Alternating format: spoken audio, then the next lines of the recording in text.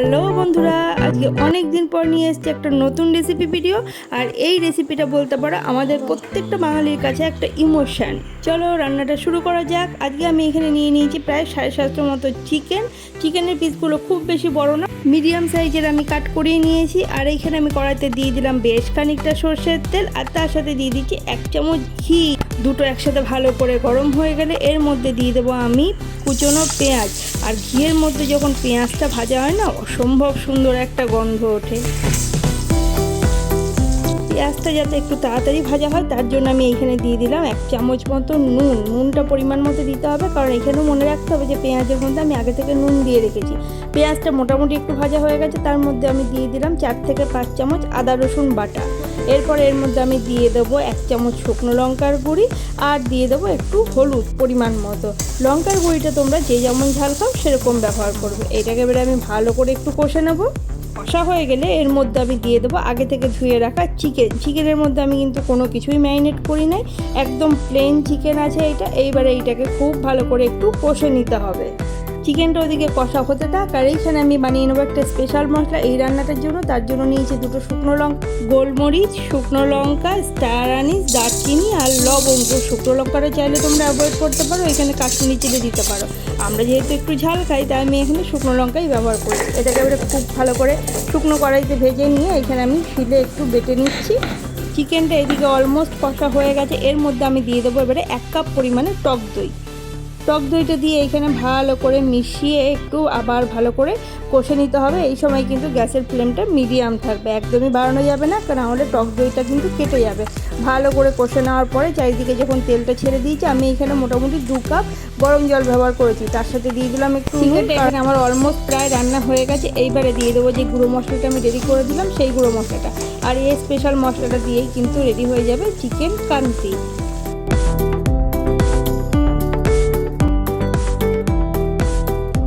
মশলাটা দেওয়ার পরে চিকেনের কালারটা একদম ম্যাজিকের মতো চেঞ্জ হয়ে যাবে।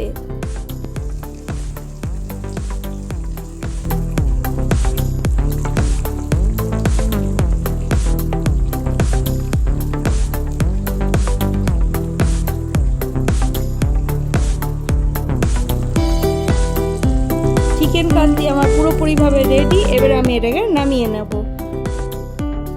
চিকেন কান্তির সাথে খাওয়ার জন্য আমি এখানে বানিয়ে নিচ্ছি একটা স্পেশাল লুচি। তো তার জন্য আমি এখানে নিয়ে নিয়েছি ময়দা, তার মধ্যে দিয়ে দিলাম নুন, আর তার সাথে দিয়ে দিলাম চিনি, আর দিয়ে দেবো এখানে সাদা তেল। এইটুকু তো নর্মালি আমরা সবাই করে থাকি। এবার এটাকে হাতের সাহায্যে খুব ভালোভাবে মিশিয়ে নেব।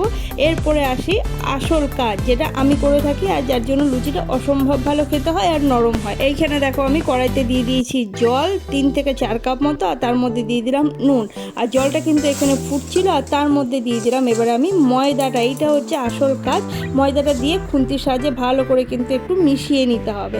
মিশিয়ে নিয়ে এটাকে আমি মোটামুটি 15 থেকে 20 মিনিটের জন্য একটু ঢাকা দিয়ে রেখে দেবো। 15 থেকে 20 মিনিট হয়ে গেছে আমার। এইবার আমি কড়াই থেকে ময়দাটা সবটা একটা পাত্রে ঢেলে নেবো, যেটার মধ্যে আমি মাখতে পারবো। এখানে আমি নিয়ে নিচ্ছি সব ময়দাটা। এবার আমি ময়দাটাকে অল্প অল্প করে হাতের সাহায্যে একটু মেখে নেবো। এইভাবে একবার হলেও তোমরা অবশ্যই বাড়িতে লুচিটা বানিয়ে দেখবে কী পরিমাণে সফট হয় আর খেতে অসম্ভব ভালো হয়। মুখে দেওয়ার আগেই না লুচিগুলো একদম জাস্ট গলে যাবে মুখের মধ্যে। এখানে আমার ময়দাটা প্রায় মাখা হয়ে এসছে। এবারে কিন্তু বেশ খানিকটা চেপে চেপে আটাটাকে মাখতে হবে। দেখো ময়দাটা আমার মাখা হয়ে গেছে। এইবারে আমি এগুলোকে একটু লেচি বানিয়ে নেবো।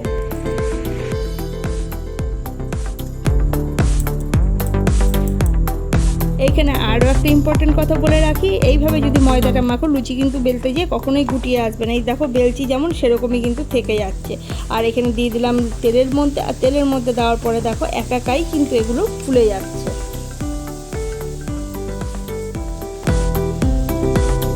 একইভাবে আমি বাকি লুচিগুলো এবারে ভেজে নেব।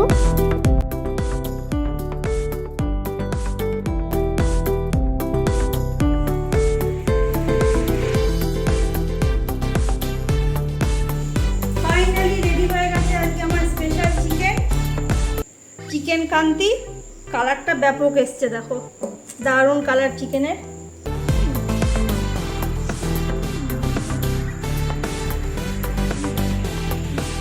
আর তার সাথে আছে আজকে আমার স্পেশাল লুচি এটা।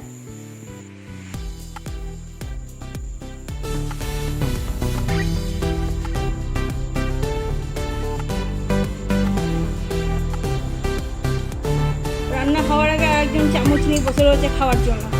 আর আরও একজন বাড়ির মেম্বার চলে এসছে সব রান্না এবারে টেস্ট করার জন্য কেমন হয়েছে। চিকেন কান্তি কান্তি মানে হচ্ছে ইয়ে করবে নাকি? হ্যাঁ, কি করবে? ওই ক্রান্তি মানে সেই ক্রান্তি, ক্রান্তি না, যুদ্ধ না, ক্রান্তি। কি কালার রং দিছো কি? না, রং কি জন্য দেবো? এইভাবে যে রান্না করবে তার রান্নাতে এরকম কালারই আসবে। খেয়ে দেখি ঝোলটা আগে কেমন হয়েছে। আর একজন মুখের দিকে হাঁ হাঁ করে তাকিয়ে রয়েছে। বেশ খেতে। ঝাল হয়েছে? ক্রান্তি বটে, ক্রান্তি নয় ক্রান্তি। এই যে ঝালটা লাগছে ক্রান্তি সৃষ্টি করবে এর পরে খাওয়ার পরে। চিকেনটা নরম হয়েছে ভালো। দেখ চিকেনটা খেয়ে দেখ, সাদা একদম ঘিয়ের মতো। মনে হচ্ছে একদম ঘিয়ে ভাজা লুচি। দেখি এমনি ছেড়ে চলে আসছে দেখো।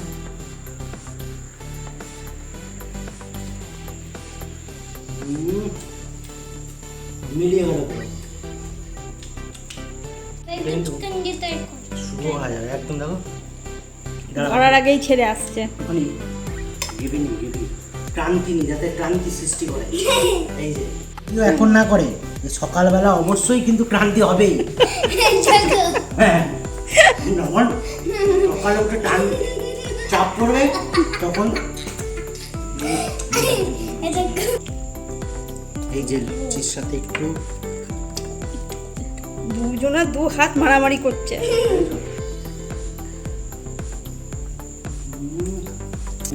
ভালো হয়েছে? সকালে ক্রান্তি হোক আর যাই হোক, এখন কিন্তু পেট ভরেই সকালে একটা সকালে হয়ে গেল। তোমাদের যদি আমার মায়ের রেসিপিটা যদি ভালো লেগে থাকে তাহলে এরকম করে কিন্তু তোমরা লুচি আর চিকেন ক্রান্তি করতে পারো। বাড়ির সবার মধ্যে যাতে ক্রান্তির সৃষ্টি হয়ে যায়। তাহলে আমি খেয়ে নিয়ে যাই, তারপরে কথা বলবো। ভালো লাগলে অবশ্যই like, share, comment and subscribe করে দিও। সাবস্ক্রাইব করতে কিন্তু একদম